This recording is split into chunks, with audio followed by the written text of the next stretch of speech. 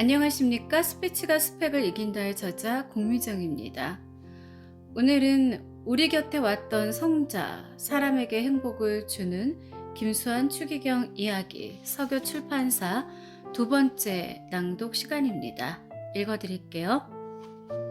제1부 꿈속에서도 그리운 님. 챕터 1. 행복 속으로 불행 밖으로. 현이나. 지금으로부터 10년 전 회사 MBC 교우의 한순애 리타 선배를 조용히 찾았다. 선배님, 저는 기도가 안 돼요. 어떻게 기도를 해야 할지 잘 모르겠어요. 그러자 선배는 미소 띤 얼굴로 이렇게 대답했다. 라파엘라, 걱정하지 마. 남편이랑 좀 더 오래 살고 아이들이 더 크면 기도가 술술 나올 거야. 그리고 2021년이 시작되자마자 마침내 기도가 절로 나오는 순간이 찾아왔다. 아내와 엄마 역할 수행에 빨간불이 들어오고 팀장을 맡은 팀에선 어이없는 방송사고가 잇따르고 양가 부모님들께서 순식간에 환자가 되는 순간이 찾아왔다. 기상캐스터로 치면 일본이나 중국으로 갈 듯했던 태풍이 슈퍼 태풍으로 발달해 줄줄이 중부 서해안에 상륙하는 것 같은 그런 일이 한꺼번에 닥쳐왔다. 그렇게 연초부터 몰아닥친 불행의 태풍은 내 영혼의 뿌리를 송두리째 흔들고 말았다. 똑바로 눕지도 못하고 모로 몸을 구부려 흐느끼던 순간, 빗방울처럼 나는 혼자였다라는 책 제목처럼 오롯이 혼자 땅으로 곤두박질 치던 순간, 우리가 모든 것들을 잃어버렸다고 여기는 그때 우리를 구출하는 순간이 찾아온다. 우리가 그토록 찾았던 그 문을 우리는 우연히 두드리게 되고 그러면 마침내 문이 열리는 것이다. 마르셀 프루스트, 되찾은 시간 중에서. 본당 전래단 신입 단원으로. 결국 나는 7년 만에 여의도 본당에 스스로 찾아갔다. 그리고 처음 뵙는 신부님 홍성학 아우구스티노 주임 신부가 집전하시는 그 미사에서 한없는 위로를 받았다.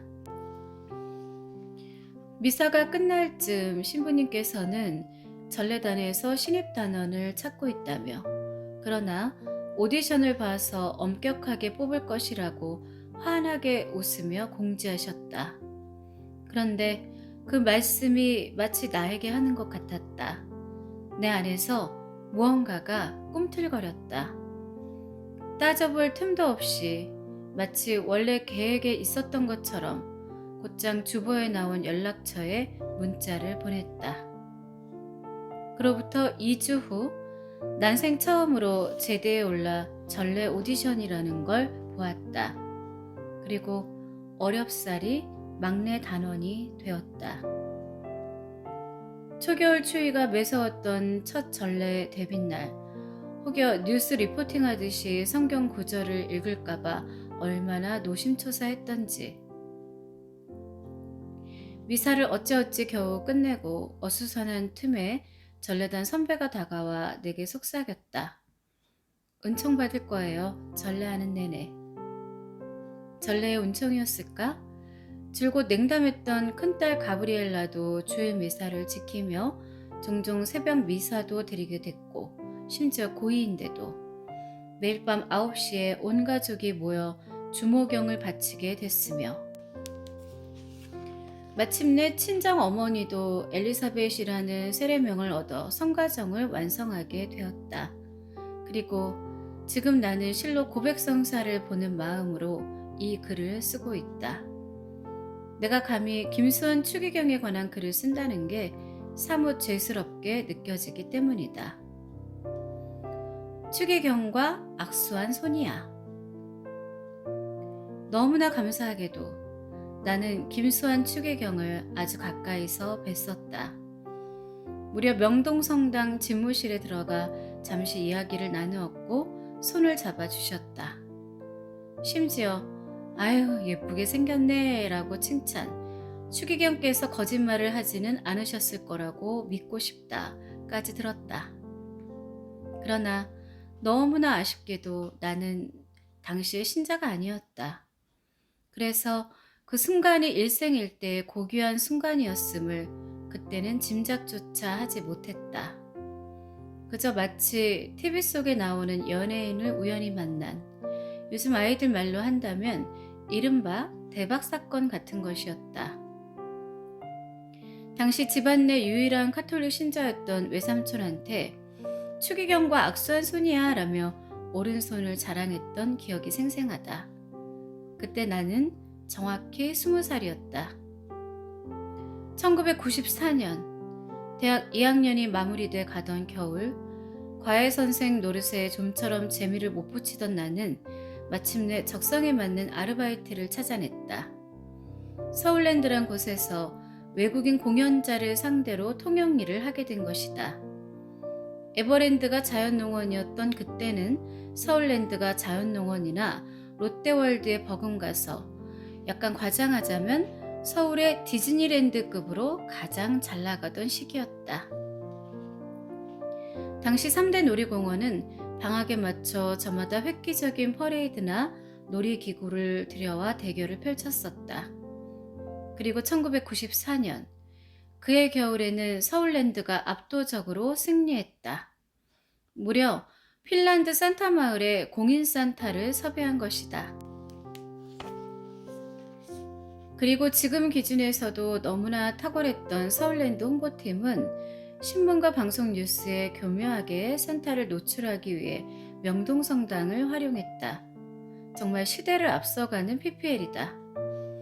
핀란드에서 온 산타와 김수환 추기경의 면담이 성사된 것이다. 이른바 그림이 되는 곳에 미디어는 몰려들 수밖에 없었다. 그날 나는 산타의 통역으로서 그 자리에 있었다. 그날만큼은 추기경보다 푸른 눈의 본토 산타가 언론의 스포트라이트를 받았는데 기자들은 무례할 정도로 산타의 정체에만 관심을 보여 그 추운 날 산타가 연신 식은땀을 흘렸다. 당시 핀란드 공인 산타는 6명이 있었는데 본인의 나이와 본명을 밝히지 않는 것이 불문율이었다. 그 자리에 있는 사람 중 유일하게 산타를 온전히 산타로 대해주신 분은 바로 김수환 추기경이었다. 추기경께서는 성 니콜라우스 270년에서 343년 산타클로스의 모델이 된 성 니콜라우스 대주교가 돌아오셨다며 아이와 같은 천진한 얼굴로 산타와 이야기를 나누었다. 꼬리에 꼬리를 무는 추기경 특유의 유머러스한 대화가 방 안의 기류를 한결 온화하게 바꾸었다. 어두움을 활짝 밝힌 사랑의 순간. 이듬해인 1995년에도 루돌프 없는 본토 산타는 서울랜드로 돌아왔다. 그리고 그는 또다시 명동성당을 찾았다. 그러나 이번에는 서울랜드 홍보팀이 아니라 명동성당 홍보국이 최종 승자였다. 성탄 미사를 앞둔 12월 23일 밤 추기경께서는 마구잡이식 철거가 시작된 봉천 삼동의 꽃망울 글방을 찾아 성탄 전야 축하 미사를 드렸다. 10여 평의 작은 공간, 어린이들과 이웃 주민 100여 명이 포개지듯 겨우 둘러앉은 소박하다 못해 누추한 그곳에서 추기경께서는 오늘 예수님이 이 세상에 오신다면 가난한 곳에 소박한 곳에 우리 지금 봉천 삼동처럼 많은 사람이 어려운 가난 속에서 사는 이런 동네에 태어나실 것이다 라고 말씀하셨다. 그리고 예수님께서 인간 세상에서는 좀 푸대접을 받고 소외된 그런 사람들과 더 가까이 계십니다 라고 덧붙였다. 그리고 미사가 끝날 무렵 추기경께서는 아이들에게 평생 잊지 못할 선물을 나눠주었다. 핀란드 본토 산타가 안녕하세요를 외치며 등장한 것이다. 붉은 옷을 입은 두 할아버지는 아이들을 모두 안아주고 그들의 작은 손에 일일이 선물을 들려주었다. 평소 가난한 이를 품지 못하고 계속 못살게 밀어내는 사회는 축복받을 수 없고 서민들로부터 삶의 의욕을 빼앗아가는 사회는 번영할 수 없다고 강조했던 추기경. 봉천동 산꼭대기. 하느님 나라와 조금 더 닿아있지만 외면받은 사람들을 보듬어준 추기경의 모습은 그날 밤 MBC 뉴스데스크를 통해 전국으로 퍼져나갔다. 시청률 20%를 가뿐히 넘기던 시절이었다. 유난히 춥고 어둑했던 달동네의 좁은 골목, 하지만 그곳을 밝혔던 아이들의 미소, 그리고 그곳을 감쌌던 추기경의 따스한 말씀은 기적의 순간으로 그 자리에 함께한 모든 이의 가슴에 아로새겨졌을 것임이 분명하다. 오늘 그분이 시리도록 그립다. 이 글을 마무리하는 동안 나의 아버지 현 요셉께서 갑작스레 선종하셨다. 오래 편찮으셨다고 해도 아버지와 작별할 채비가 전혀 돼 있지 않았음을, 새벽 3시 중환자실 복도 앞에서 엎드려 부복한 자세로 깨닫게 되었다. 단 한 번도 겪어보지 못한 낯선 상실감이, 절망이 나를 쓰러뜨렸다. 거센 바람이 다시 내 마음 깊은 곳으로 불어들었다. 그러나 그 사이 나를 포근히 안아주신 주님, 신부님과 수녀님, 그리고 교우들의 기도가 은결하듯 나를 단단히 붙잡아 주었다. 유머만큼은 추기경 못지않았던 나의 아버지 현 요셉, 천주교 용인공원묘원에 모신 아버지의 묘소는 추기경의 묘소가 있는 언덕바로 아래에 있다. 나는 역세권이 아니라 추세권에 아버지를 모셔서 든든하다고 실없는 농담을 하곤 한다. 사무 미사를 끝내고 다시 아버지를 뵈러 간 날, 언덕 가장 높은 곳에 계신 추기경을 근 30년 만에 찾아뵙고 인사를 드렸다. 막내딸 미카엘라는 추기경께 할아버지의 영원한 안식을 위해 기도해 주셔요 라고 편지를 써서 성직자 묘소 앞 기도 지향함에 넣었다. 할아버지가 재밌는 분이라는 이야기를 덧붙이며.